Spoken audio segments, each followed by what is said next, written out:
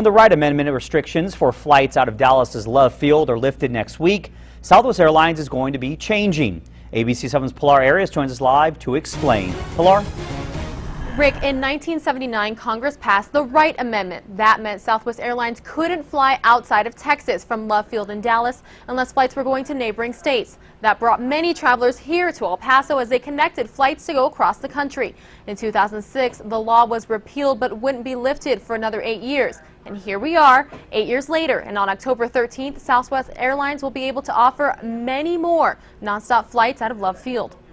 It can be good for us. It will probably create some additional seats going into DFW, and so that will help us have a few more options for our travelers. A federal law known as the Wright Amendment that's affected Dallas Love Field's largest occupant, Southwest Airlines, is about to be lifted. While it may be good news for travelers out of Dallas, it could be bad news for El Paso.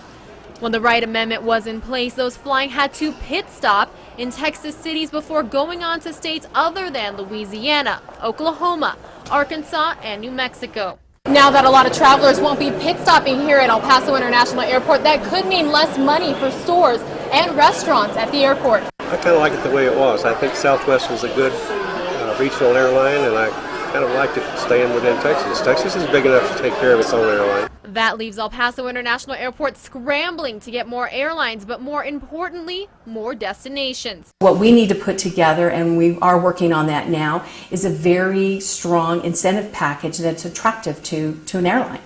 Waiving landing fees, helping with marketing, and providing revenue guarantees are just some incentive examples.